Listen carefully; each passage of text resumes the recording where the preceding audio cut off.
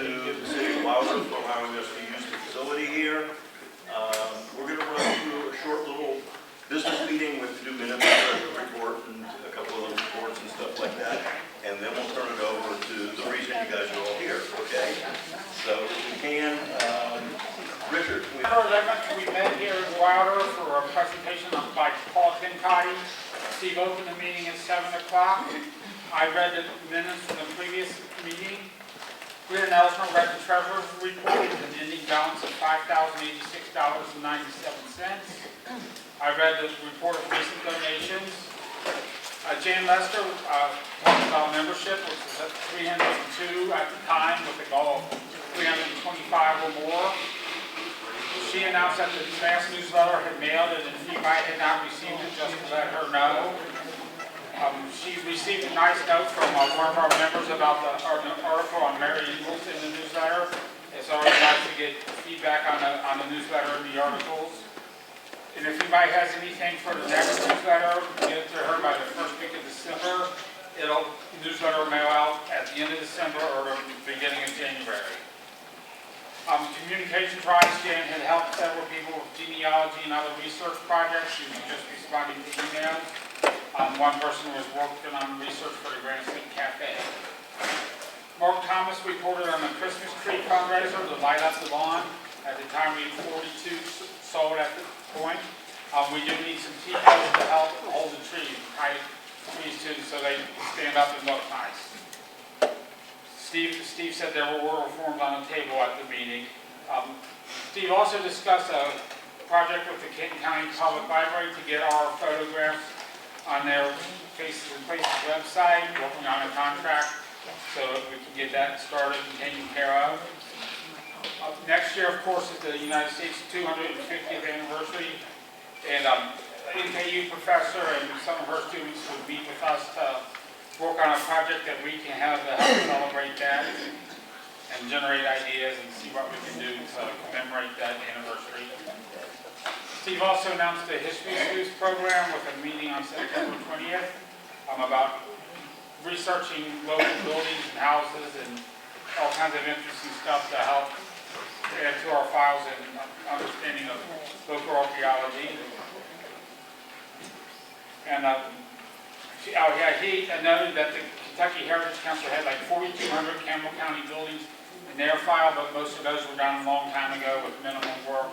We hope to add to that and make it a better project. Our board elections will be held in November, so if anybody interested in a board position, talk with Steve and he can get you on the ballot. And there's also, as always, volunteer opportunities available. A lot of work, our volunteers do a lot of work, so if anybody wants something to do, again, talk with Steve.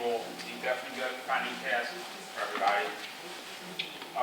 American River Roots Festival, October 8th to 12th.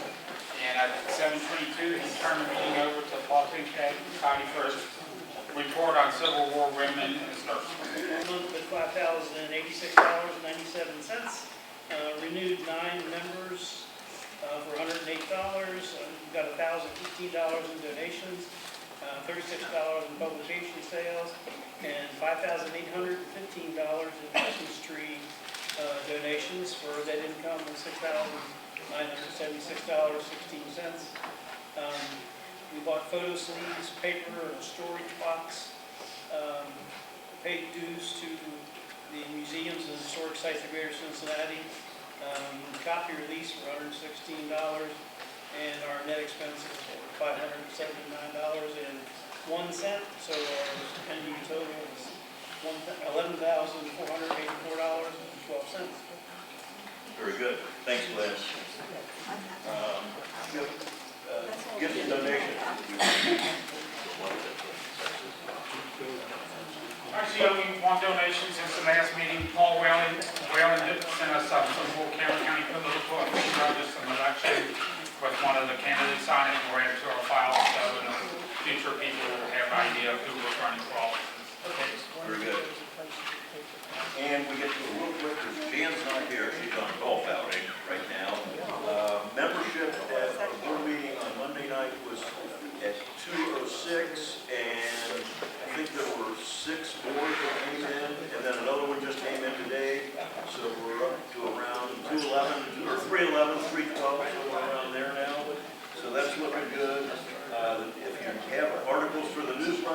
needs those by December 1st. And Charlene, you have anything for Veterans Day, or Veterans Files? I'm waving at myself and the camera. I'll make sure that I get seen. We all do double duty here. She's a videographer too. You didn't ask me about the essay contest, I did not. but we're working on the flyer, so that'll be out soon. That's about all I can tell you on that. I wasn't here last month, so I couldn't give you a report for August because I was at my granddaughter's wedding. Very nice wedding. But for September, we have 41 veterans, bringing our total to 16,394. We're doing very well. Every month we get some veterans. That's incredible. Absolutely incredible. You should tell them about the guy that came up today, he was so impressed. There was a guy that came in from Western Kentucky today, very involved with veterans and World War II especially, and he said he'd never seen anything like it. He was just so tickled that we had all of those veteran records, all Campbell County veterans, over 16,000 names in there. You got to see all the binders. I mean, it just goes all the way across the shelf. It's incredible. You have anything? No? Okay. So Mark. But so far, we have 26 for Wilder and 71 for Alexandria. Excellent. That's kudos to all of you that are doing that, okay? That's Mark and his wife Deanna and Sharon and Sheila and Tom sitting here with the red sweater and, oh, I don't know, what color is yours? But they all work so hard at this. It's incredible, and if you've never been there before, come to one of the tree lightings. The one for Alexandria will be the Sunday after Thanksgiving. The one for Wilder will be the Monday after Thanksgiving. And they are just incredible events to see all those tree lights come on all at the same time. It's really something to see. So thank you all for what you do. Oh. We need T-posts, like you put up on the farm, you've got your fence. I'm sure somebody has a bunch of those sitting out in the garage or out in the barn that haven't been used for years. If you'd like to loan them to us, that's fine. If you'd like to donate them to us, that's fine. We can give you that letter, and off we go. That would save a lot of money. We have a lot of people who've already done that for us, but we still need more. Yeah. Because we're selling more trees each and every year. So. Anybody go to the Campbell County Senior Picnic? Yeah? We had a good time down there. We were down there this year, and it was a little worrisome in the morning. It was raining pretty much, and then all of a sudden the sun came out, and it wound up being a beautiful day, and we really enjoyed ourselves as the seniors coming through. I dropped some of these off at the tables last month. We started this History Sleuths program. It's to encourage people to do research on historic buildings within the county. As Richard said in the minutes, the Kentucky Heritage Council has surveyed over 4,200 Campbell County properties, but there's a couple of problems with those. Some of them are 50 years old. They were done back in the 70s, and a lot of them down in the northernmost cities in Newport, Bellevue, and Dayton, they were done as a part of the whole district, having a historic district down there, and they were kind of superficially done, so there's not a whole lot of real good information on them. Those all need to be looked at, but there's tons of them in the southern part of the county. There's tons of buildings down there that can be surveyed, and we'd like to have a file down at our office, because the second biggest question we get in our office, the first biggest is about family files. The second biggest is down there is their house. People want to know about a house or a building, who lived there, what other buildings or businesses were in this building, and we just don't have it. And we need to have it. So we're putting this out We did a preliminary meeting. We had about a dozen people there that's going to form 5 different teams to research buildings. And then, if any of you know Tina Nyer from up in the Dayton, Bellevue area, she did a meeting up there. She had about 8 people there who want to do this too. So we're getting a pretty good crew together that wants to do these. Everybody's welcome though. If you are, let me know and I'll add you to the email list. We're going to set up the next meeting for how to really investigate, how to go through the clerk's office and all of the resources that are out there to do the research. And then Matt Yeagle does the actual property survey, where he'll talk about the architectural features and, you know, the bricks that are in there, and the windows that are in there, and all those kind of things, because it's a 2-part process. So if anybody's interested, let me know, though, or you're welcome to take one of these flyers with you.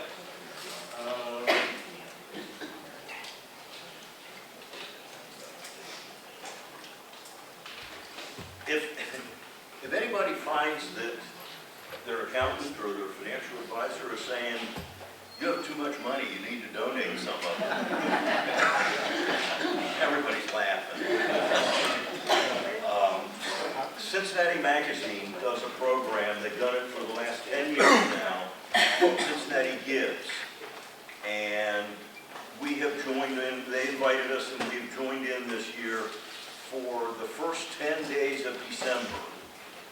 You can, if you want to donate to ours, you can go to their website, you can donate there.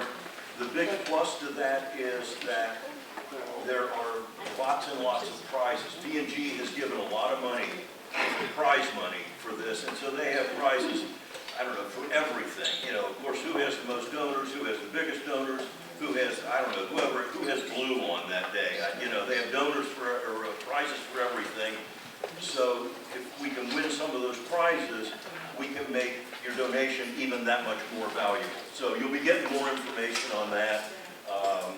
But we're signed up for it now, but it runs, I think, December 1st through the 11th, I think, which, you know, that's the time when people are starting to say, ooh, I do have to get some money, or send it to Washington, your choice. What else do I have here? Okay, I can't pronounce her last name. Sabrina, one of the young ladies that was one of the winners of our essay contest last year. She also won the Roebling Bridge photo contest last year at one level. This year she's won that again, and I think she's going to be in our essay contest again this year. This lady and her sister, they are just incredible young ladies, very, very talented, very, very smart. So we love having them be a part of us here. As many of you know, I'm a music fanatic, and if you're not doing anything Friday night, there is a documentary that is coming out on King Records over in Cincinnati. It's going to be on PBS on Friday night. I saw that it's supposed to be from 10 to 11 on Friday night, but the TV was on the other day and one said that it was coming on at 9 o'clock. So check PBS and it'll be on KET and all the, you know, the CET across the river will be on all of them on Friday.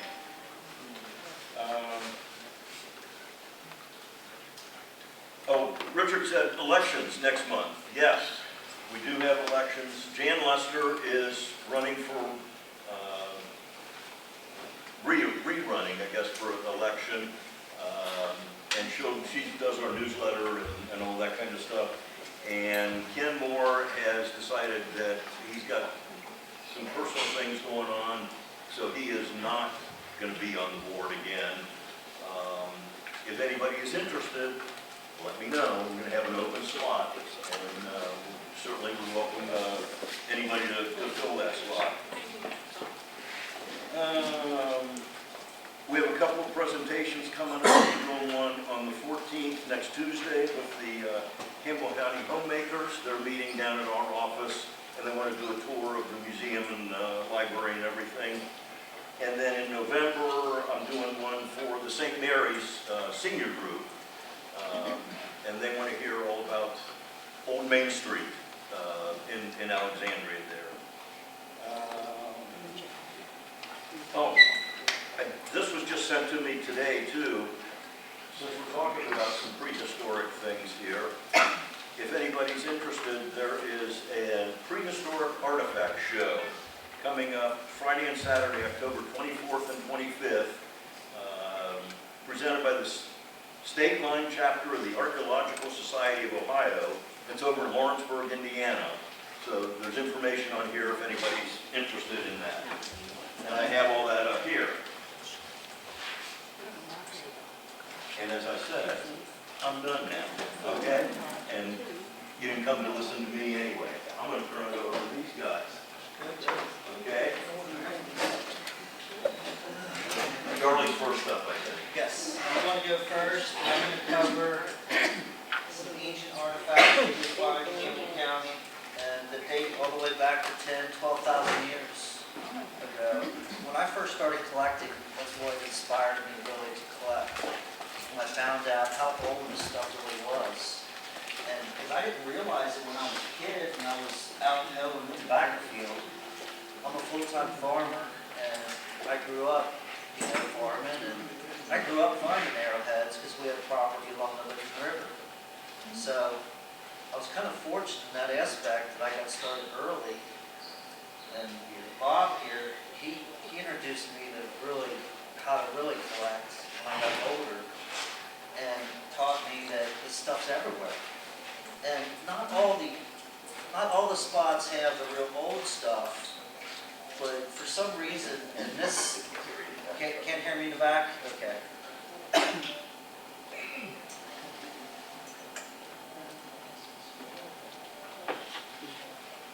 Sorry about that in the back. All right. Keep them awake now. Okay, keep you awake back there. All right.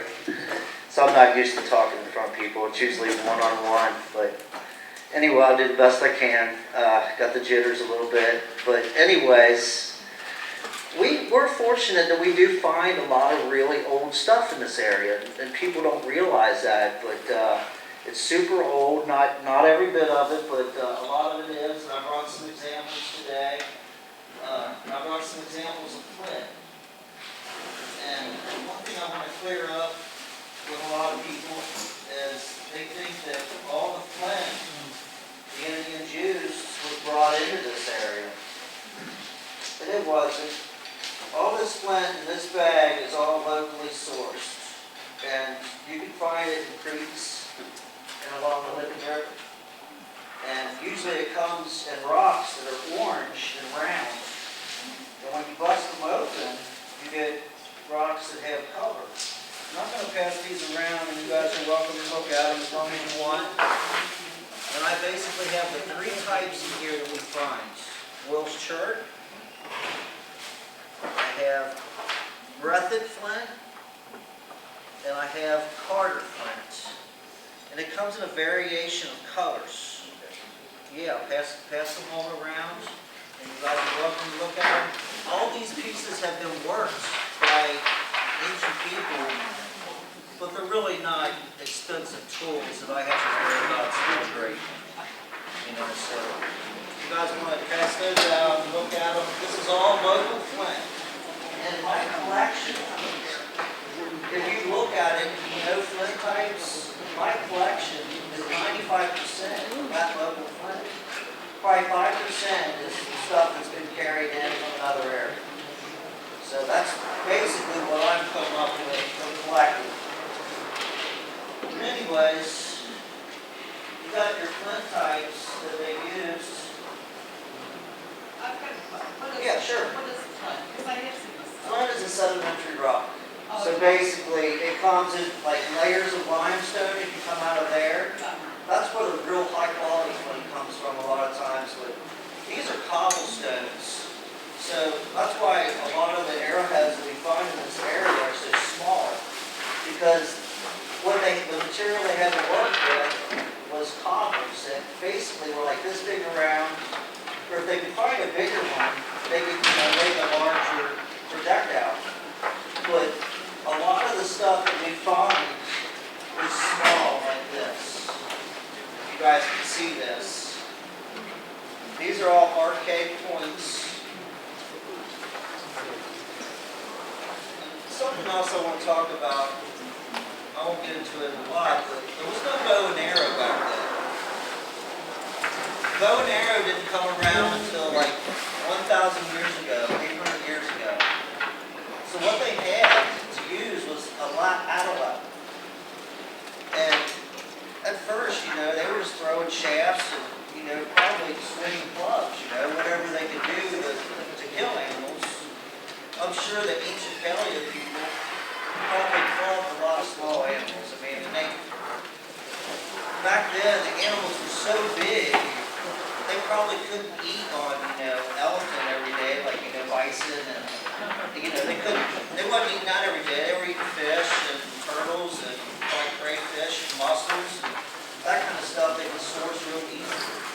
But occasionally, I'm sure that they would bring down a mammoth or a mastodon, because there's food for that. And they had atlatls to do it. They didn't take that spear and throw it and expect to go into a mammoth. They used that leverage from the atlatl. And it was a technology they had before the bow. They held it like this and they would whip it.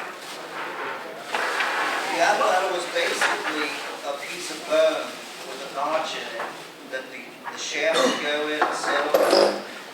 So that your shaft, you had your main shaft was the longest part of the spear. And then on the end of it, you had the dart point. And that would be on a smaller shaft. And that would go inside the shaft, of the main drum spear. So it was a two-piece system. Really, it was a three-piece system. It became more complex as time went. I brought here what they call a banner stone. And these banner stones were put on the shaft. I don't know if you guys can see that hole. But there's a perfect hole through this rock. It goes through both sides. So the shaft goes through the rock. The shaft would get hooked to the atlatl lever. You had a small shaft at the other end. This was a counterweight. It gave the spear more thrust. So this was at the end of the spear to drive that spear right on into the animal. So they used that technology for a very, very, very long time before the bow ever came around. A lot of people don't know that. So I'm really I want to share that with you. When I first started collecting, I picked up a couple arrowheads from those shows like he was just talking about down in, was that Carrollton? Lawrenceburg, okay. Well, there's a lot of fakes. If you're going to buy arrowheads, buyer beware, because there's a ton of fakes out there. So you really have to acquire a lot of knowledge on what's real and what's not. If you're going to buy, buyer beware. I'm telling you, especially old stuff, there's a ton of fakes out there. I got a couple of replicas here I'm going to pass around. These were ones, one was given to me and the other one was bought by me about 20 years ago when I was a collector. And those are both reproductions of artifacts.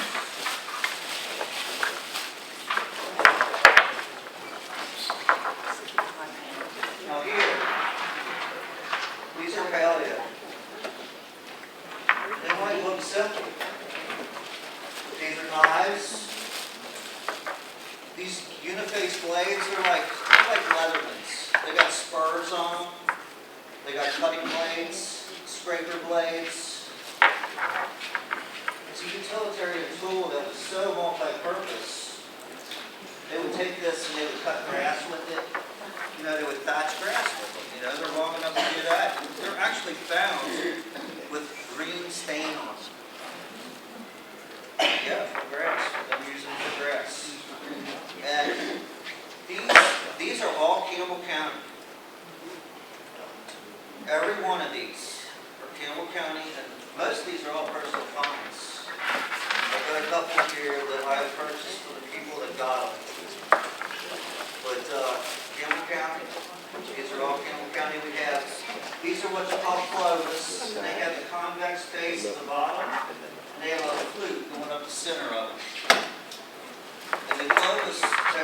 technology was the oldest points in this area in North America. As a matter of fact, they're all over North America, but for this area for sure, they're saying they're the oldest points. They're arguing there was people down in Mexico before this area, so it was occupied before. But anyways, as time moved on and progressed, the technology changed, the styles changed. They got away from that fluting technique.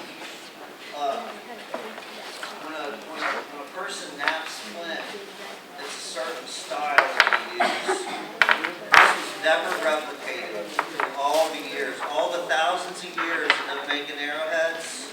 They never did this again, where they would make that channel flute all the way up the point like that.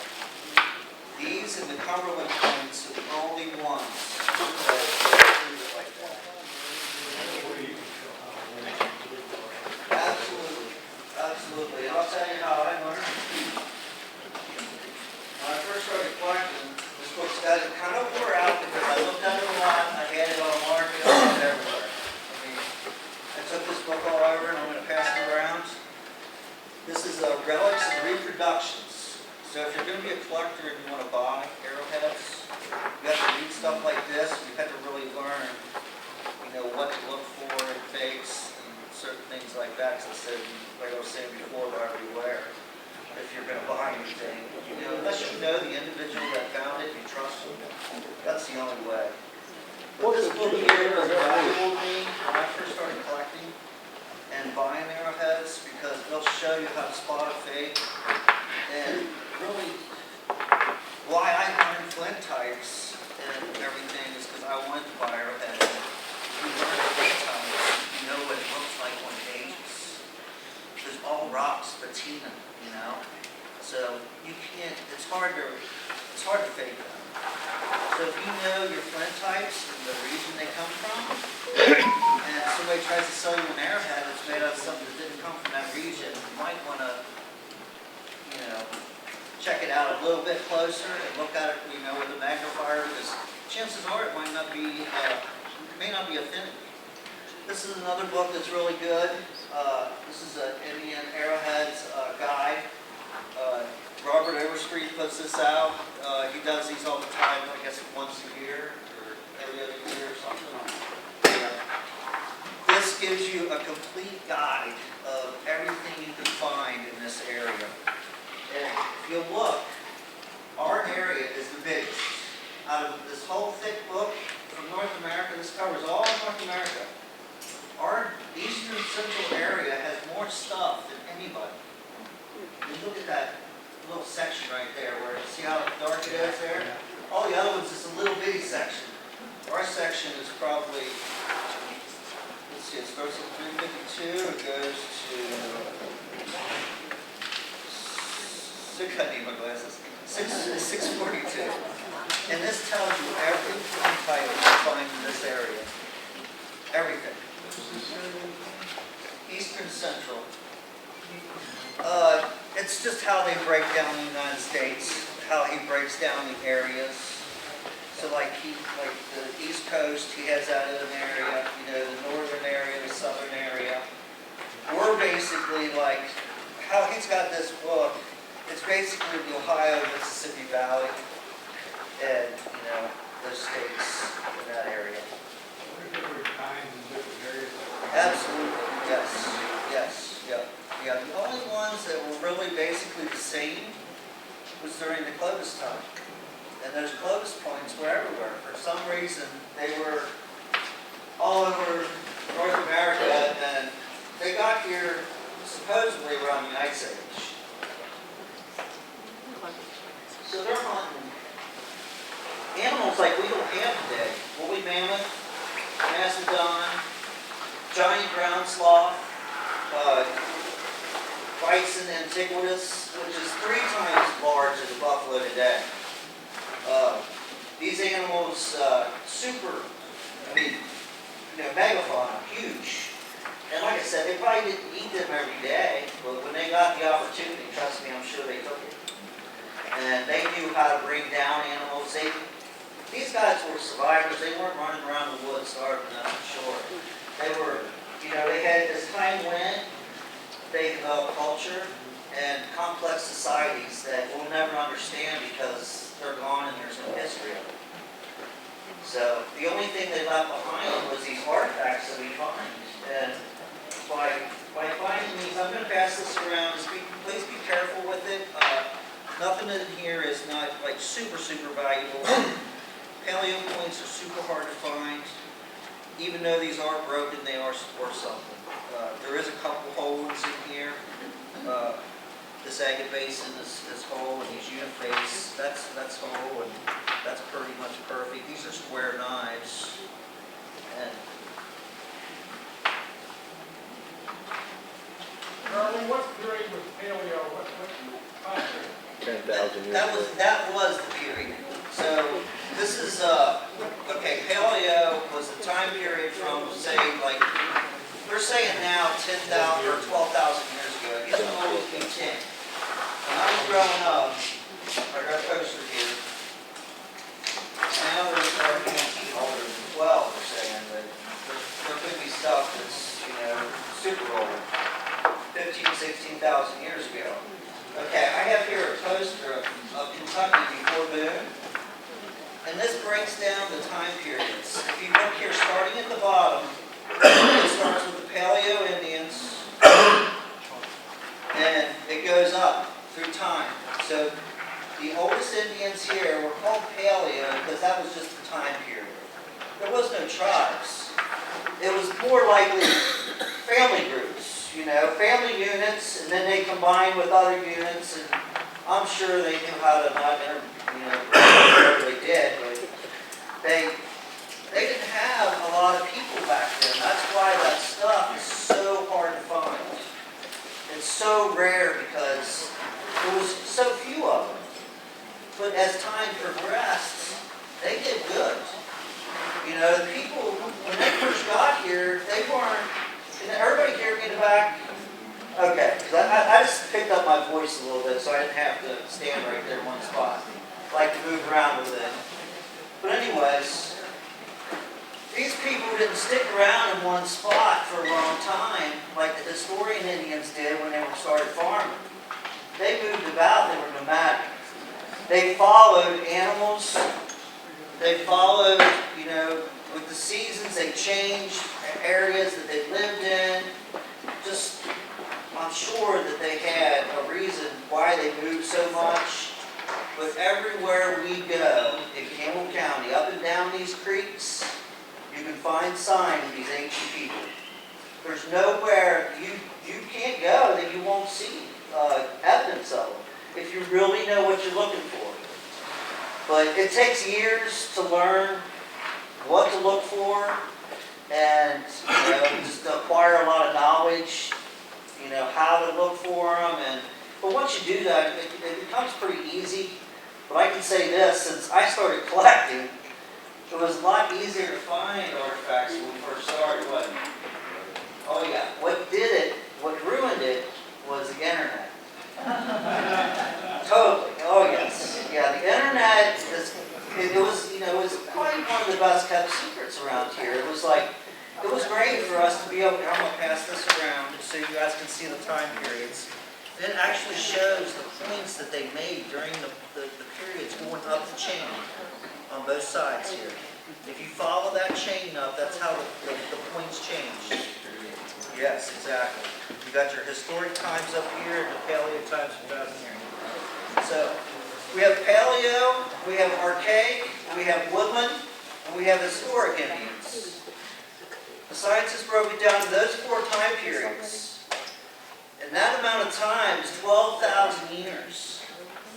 So the historic Indians that we knew wasn't really that long of a time. And they were totally different people back then than they were, when we came. There's no doubt. They would have been. And I'm sure they had their own languages according to the regions that they lived in. As society grew and more, they got more complex, I'm sure that they could languages in different regions. But I'm sure that it could have been, some of it could have been universal, but, you know, on this side of the Mississippi could have been one thing, and do you know? Well, like in the northwest, a lot of the tribes is spoke around, Oh, really? and a lot of tribes have Yeah, I would say most of, had their own individual language and way of communicating with one another. But that stuff is not 100% known. I mean, especially in prehistoric times. There's no way of knowing, you know, when times were ancient like that, knowing exactly what they did. A lot of people ask me, how did they make the artifacts? Well, this is how they made them. Okay, these are hammer stones right here. I got 3 hammer stones, and these are all different material that we find here. This is greenstone. You can find this readily available in this area. They made axes out of this, celts, which a celt is basically an axis I created.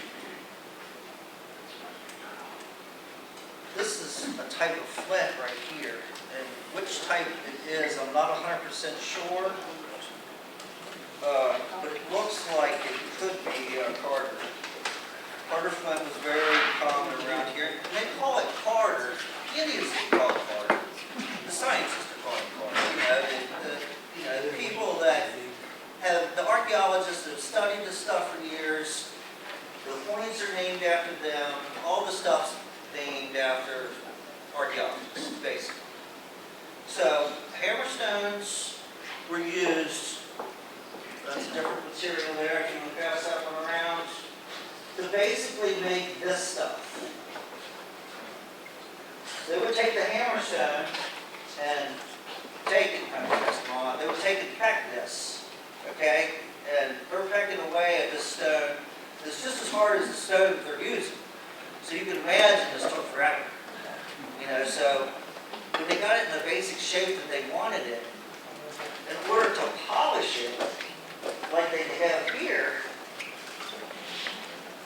these are mashers. I'm sure you guys have heard of mashers. A lot of people say corn mashers, whatever. They were used for grinding seed and lots of stuff. Not just for corn, because corn didn't come around, you know, right away. They had to develop. That took many, many years. But anyway, so this is the basic style of bell masher. And it's hard to exactly date these. But this type right here, the knob type, is definitely archaic. These are super old. This one's missing the base.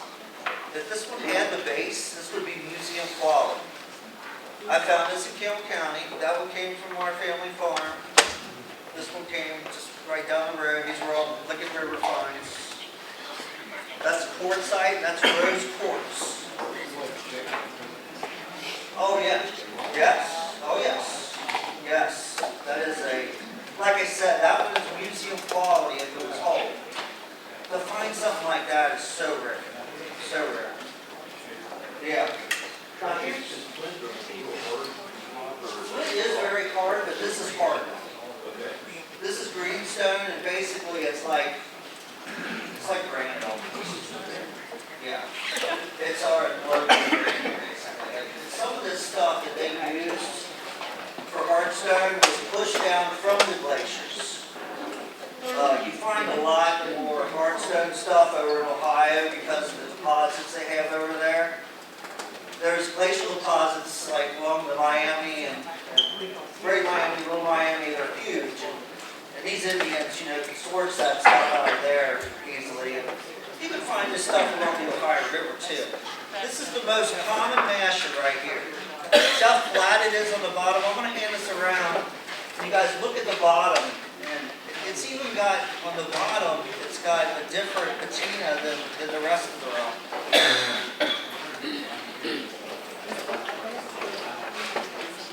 You probably could, but that was something else I was wanting to talk about. I actually skipped that from the beginning. Is I wanted to say this stuff has been responsibly sourced. We don't dig. All we do is surface hunt.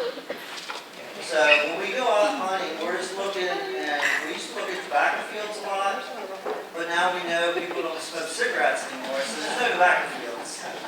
Yeah, so the cultivators are sitting in the barn, and we don't get the tobacco fields. Yeah, the tobacco fields, the farmers would cultivate, and would bring the arrowheads up and the rocks, and it would rain, and you go out there and you find them. It was easy. It was so easy. Now we have to hunt along the rivers and the creeks and stuff, and try to find a plowed field, you know, where something's at.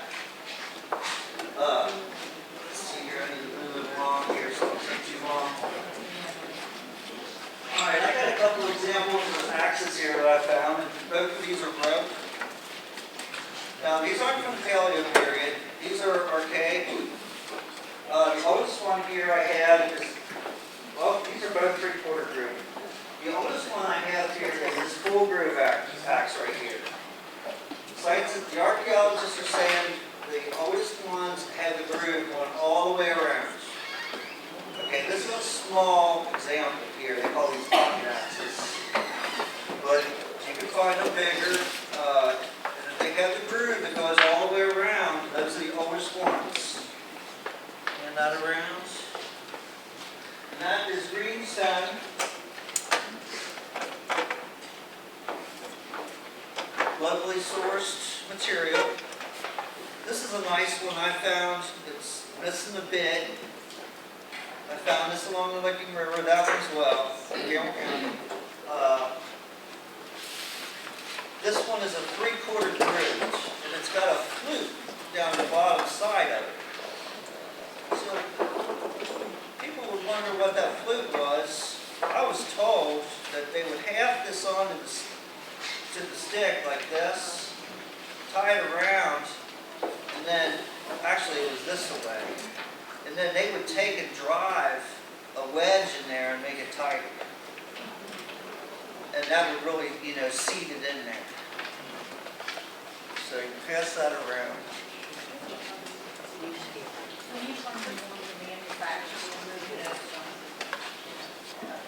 are you out there for a hunt, or is it just happening?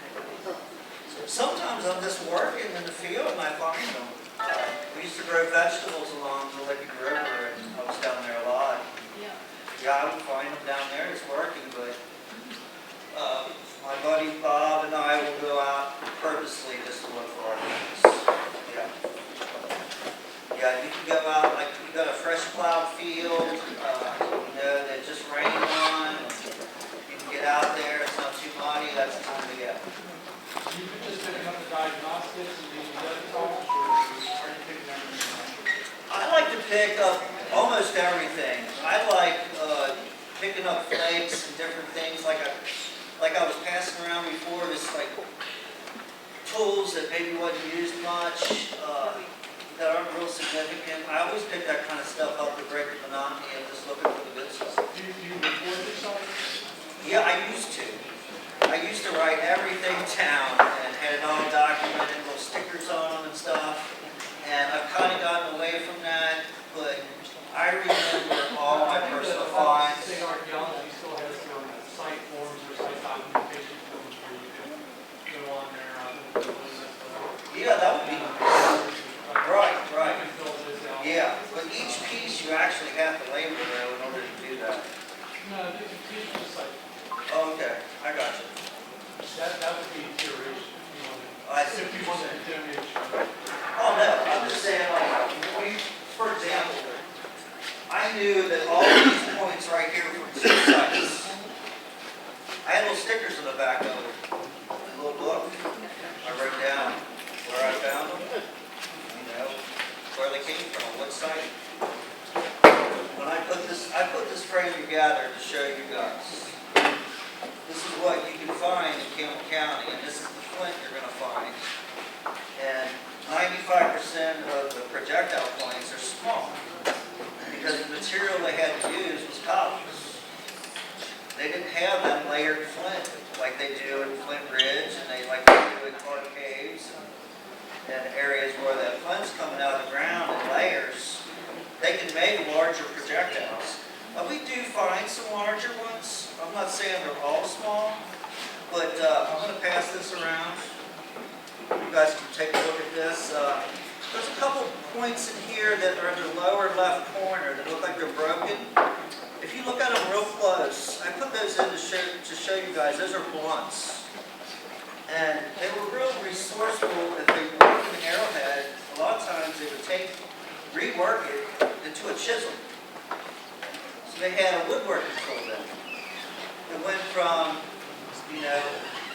projectile point to something they're going to hold and chisel wood with. There's no doubt that they used wood, they used all these resources that didn't survive. I mean, there's hard telling all the stuff they had that was made out of wood, leather. I mean, that especially the ancient people before Europeans came over, their clothes were, leather and foreskin. So all that stuff survived, unfortunately. And the only thing that made it is these rocks. That's pretty much it.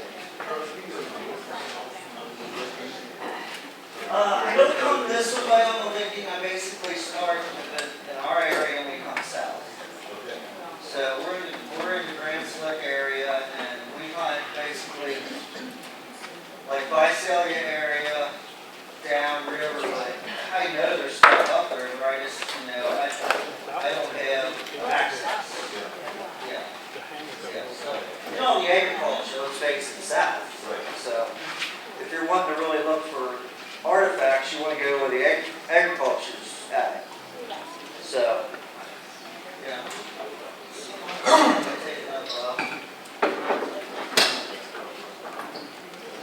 Charlie, Yes. what about the dead site over the way on the road? The what site? Dead site, CIMTD, one that, during your property, that's what I mean. Okay. What area is that in? I have information on that. Yeah, I was gonna say, That's you- a recent Okay. site that, someone else worked on. Right. See, I'm not covering mounds, and there's a reason, because the Indians I'm talking about didn't build mounds. They basically buried their dead right within the building site. Usually they would do like a foxhole, basically a round hole, put them in there in the fetal position, put a rock right on top of it. And this was duplicated down through the years. It wasn't just during ancient times. And there's proof too that they cremated. They did that kind of stuff as well. They didn't bury all their dead. So there's various ways they did that, but not all mounds are burials either. A lot of them are ceremonial. But the mounds didn't come around until woodland times. And Woodland, Hopewell. We don't have much activity of Hopewell in northern Kentucky for whatever reason. All the mounds and stuff is over in Ohio. Have you found any labels? Yes. Yeah, I do find. Yeah, that technology's been around for a while. That far south on the Licking? A little bit, but I know that the bladelet technology's been around before Hopewell. Right. I was talking more or less out of Yeah, and as a matter of fact, in that one frame that I passed around, there are a couple of bladelets in there. That was basically what they would do is take these little flint shards that are small like this. They would line them up on a stick, and they would make a knife out of it. And they were basically like a scalpel. They're so sharp when they're that thin, and so they could cut anything with them. Yes, sir. So what do you, how did they work this? So they took the hammerstone, the round rocks you have, and they would take that and they would hit that and peck it until it was in the basic shape that they needed. And to get it that smooth, I would say it took generations of use, basically within the hand. Right. They would polish slate.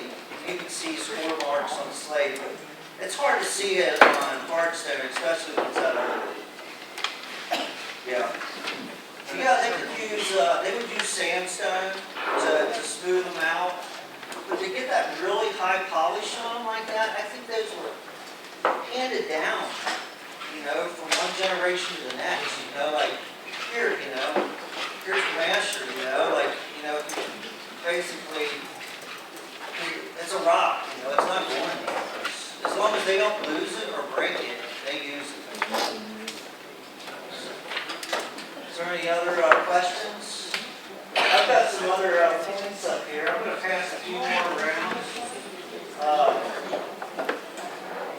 These ones right here are drills.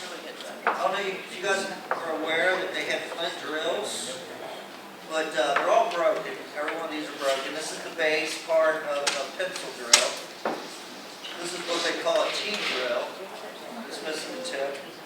And if you put it in your hand and turn it, you can actually feel it cutting. And then this one here is an example of a Cobb's blade that has been resharpened so much because they use their stuff until they either break it or lose it. A lot of times they break it and they would just refashion it into something else. We have a lot of recycled stuff. And, well, that's from resharpening. Yep. This would originally been as wide as the base at the bottom, and then as it went up, it would have tapered. Yeah, they resharpened it so much that they made a drill out of it. But the tip's gone, and you really can't see that it was a drill.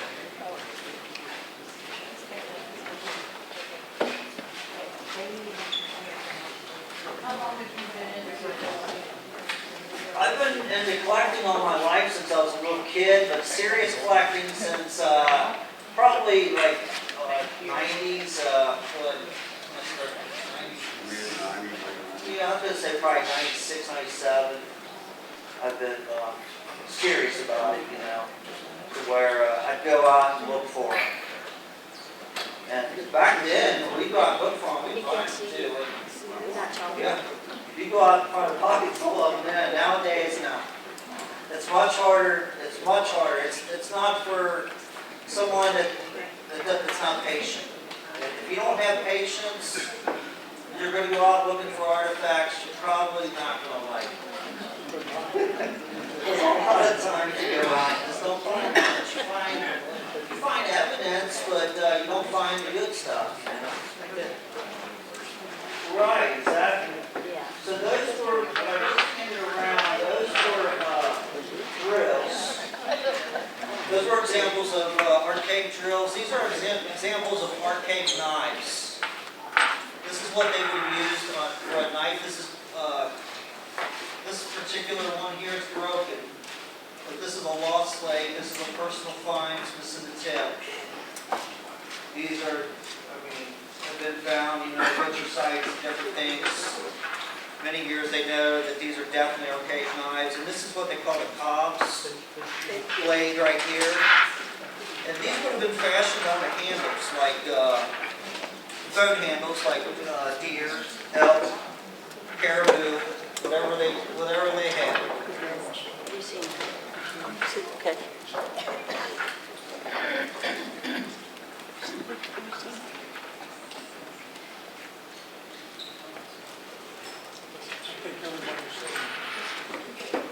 So I want to send around a couple more examples of some little woodworking tools. These are called selfs. These are pretty commonly found. They're not real rare. The bigger ones were probably axes. The more modern axes, they did away with the groove. And they just started putting these in the handles and they seated them.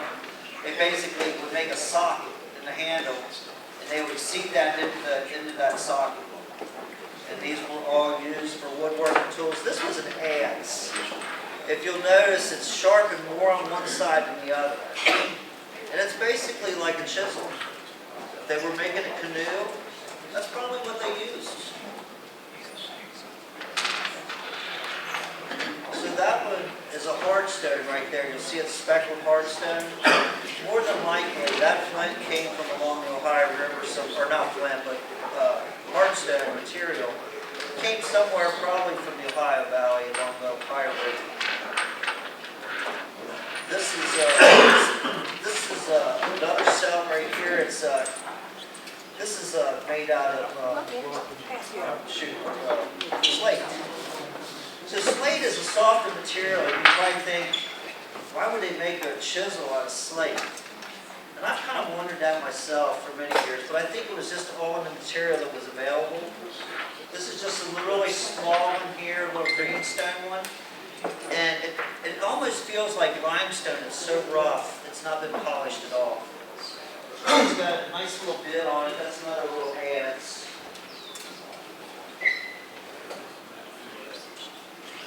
Those were all tools that were essential, to their everyday life. And without flint and hardstone, they might not have made it, who knows? But they definitely used bone, they used wood, they used all the material that was available. Not everything was hunting, so they had culture, they had games. This is a game ball. This round ball. I've got them that are made out of bone. I'm not 100% sure the material on this. What do you think, Bob? I know it's Gamble County, though. Really like that. That's almost like talking about this. Well, who knows? They had these little balls, I mean, I'm sure that the kids, that was maybe made for the kids. It might not have been for adults. They had these little things here called discoideals. These are very small examples. The ones we find in this area, I don't know why, but they're small biscuit type. So there's different types of discoideal. These were used for games. They're just round rocks. Whether they rolled them on the ground, what they did with them. Now the bigger discoideals, they do think that they rolled those on the ground and threw spears out. So those were probably more of an adult game. But I'm going to hand these around. These are pretty good examples, so please be careful with these. Two different material. We got quartzite and greenstone. Both readily available source. You can get that stuff here locally. So the adze were not only made out of the hardstone, flint adze. These little woodworking tools. This is breathed flint. We find lots of that here in Campbell County. And this is Boyle's Church. Find lots of that here in Campbell County.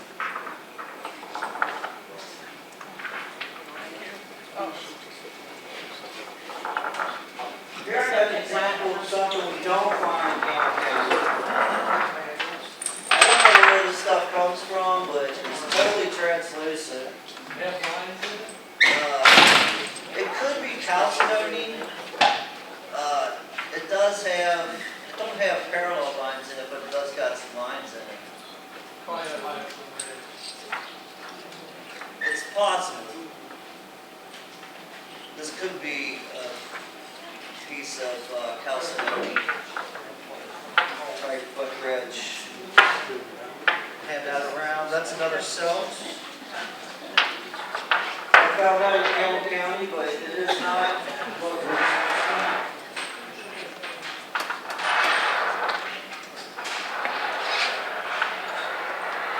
So I'll probably just cut it off here and let Bob talk about some of his stuff.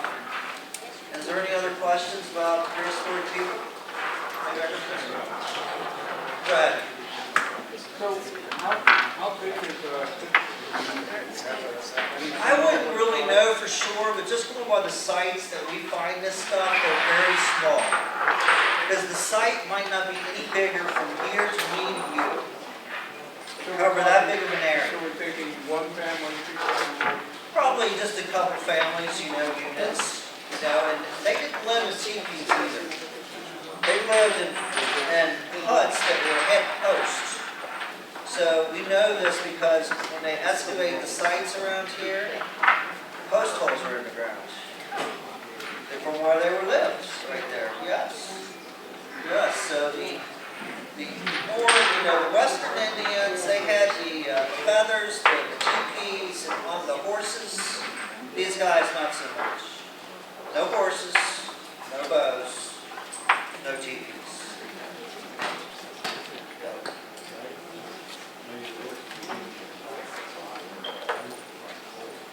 Okay. Could have been coal. Or they made like jewelry out of coal. And it's not found very much. It's so brittle and it doesn't survive too easily. But candle coal, like daggers have been found, and effigies of like eagles and different things have been found made out of coal. That's where you would find it. Yeah, right. Right. Okay, yeah, that's more than likely a formation piece. I mean, I'm not 100% sure, but typically stuff like that, even if they made it back in historic times, wouldn't survive. Just this stuff that I'm handing around is thousands and thousands of years since they made that. It's been a very, very long time. Any other questions I can answer? Yes, ma'am. You ever looked up like around California, Kentucky, on the Ohio River? Yeah. I understood that there was California, Kentucky is a very good area. Oneonta, near there too, close. Yeah, I tell you, there was a lot of activity in that area. As a matter of fact, some of the stuff, that hardstone stuff that you're looking at came from along the Ohio River from that area. Yeah, I found a lot of stuff down there. Oh, really? Yeah, there's stuff up there. Okay. Yeah, that's a good area. Absolutely. Yes, ma'am. Are you aware of the point at which the glaciers stopped in this county? Yes. Yes. So supposedly they stopped at the Ohio Valley, where the Ohio River is. Yeah, I just wanted everybody here to know because my brother took me down to see, and the science behind it's called a moraine. When the glacier moves, it pushes all the rock and sediment, and then as it melts, all that rock is there and it's left in a pile. That's right. So there is a glacial moraine in Campbell County. I know it's down off of 10. Okay. And you can actually get these clumps. That doesn't surprise me at all because this area, I don't know, for whatever reason, there's not, I know there's been some geological surveys in this area, but I think myself, that there was spurs on the glaciers. It wasn't a defined line like the river. There's going to be spurs that come out, and some of those spurs intruded into Kentucky. Yes. There's no doubt. Supposedly there was an ancient lake over where Campbell County Park's at. So they call it ancient riverbed. Some people do. You dig down, you find sand. So if there was an ancient river there, I'm thinking, there must have been a glacier that came into this area, or an ancient lake. I meant to say. Quite often you find blue clay. Yes. Where you may have a ocean of water. Right.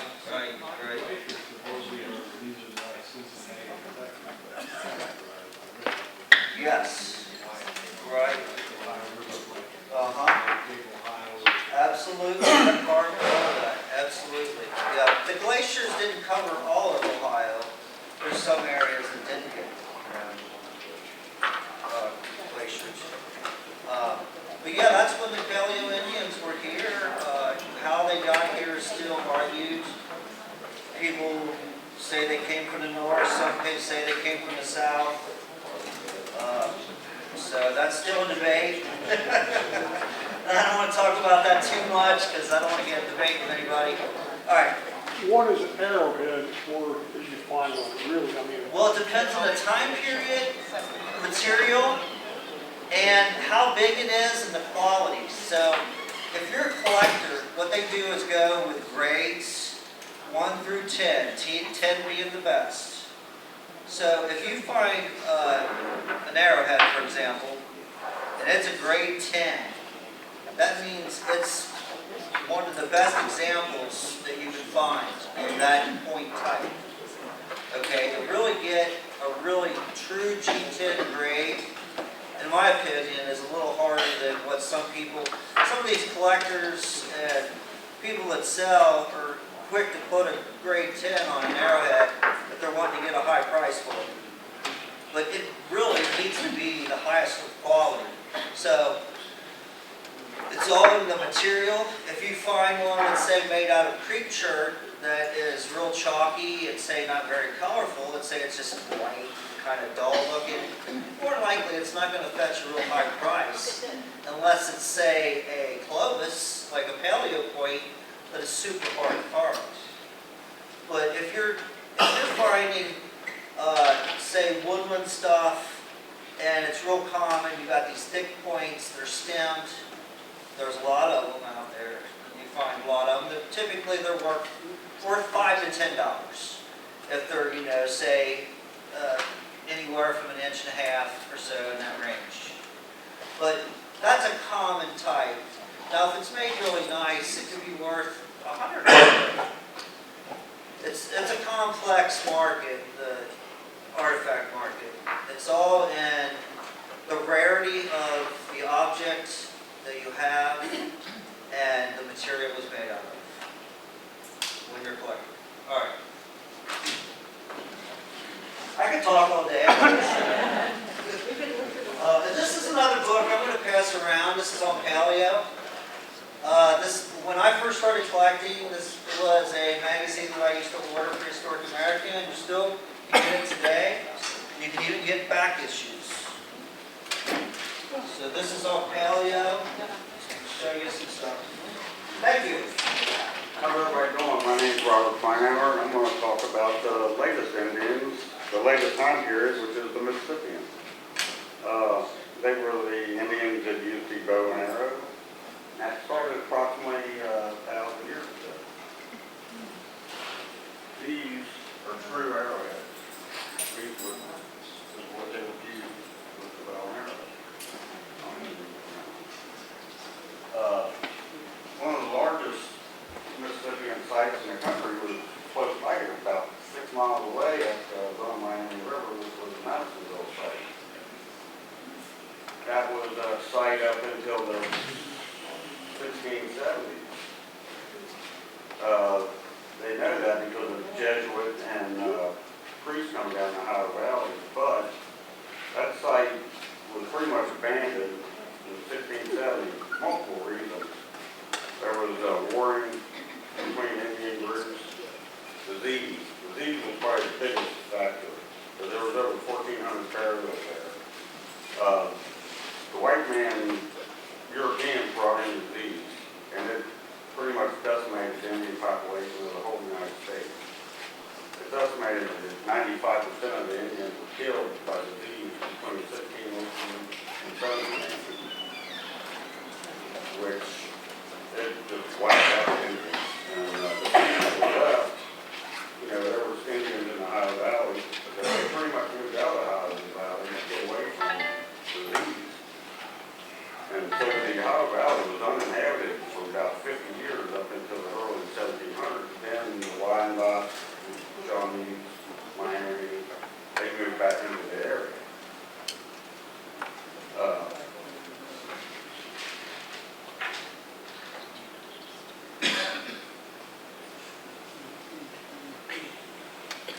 Yeah, the four ancient Indians, the reason they had villages was because they were the first farmers. And they had corn. You couldn't support 100 people, 1,000 people if you didn't have some way to feed them. You couldn't just go out and hope to find a deer or something that's growing, right at that time. They had to farm to be able to feed all the people.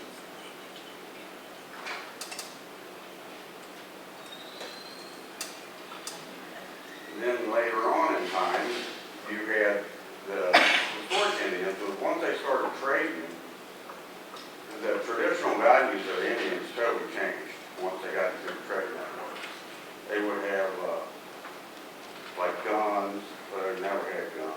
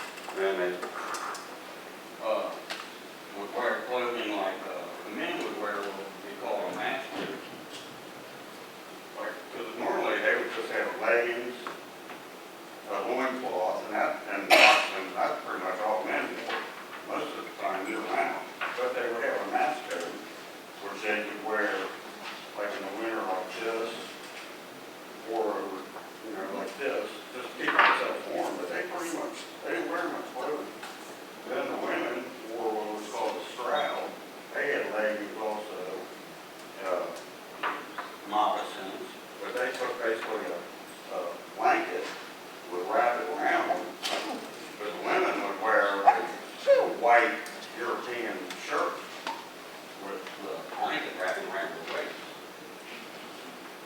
And that's how they dressed. And then also, they traded for arrowheads, steel arrowheads. They still use stone arrowheads, but in historic times, they didn't use steel arrowheads. And it was a lot easier for them, because they didn't have to source flint, they didn't have to go out and find flint. And then even if they damaged the steel arrowhead, they would beat it back out. Or they could make them out of scrap metal. A lot of Indians traded for like pans and stuff of that nature, and they cut it up and make arrowheads out of it.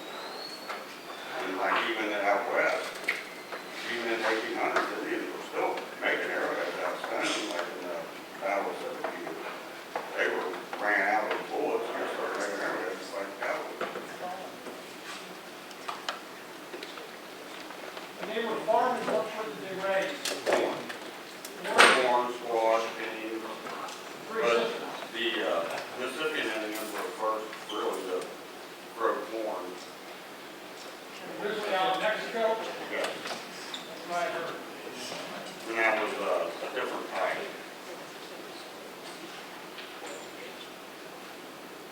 So which Indians were in this area? Well, then, once Indians moved back in, you had Shawnee, the Miami. The Miami were pretty much already here. The Wyandotte, Delaware.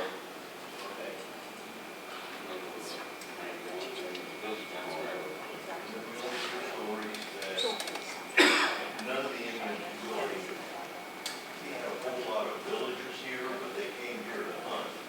Well, no, the Indians lived in Kentucky. They lived here? Yeah. Okay. And Is it in Cherokee? like I said, villages were later.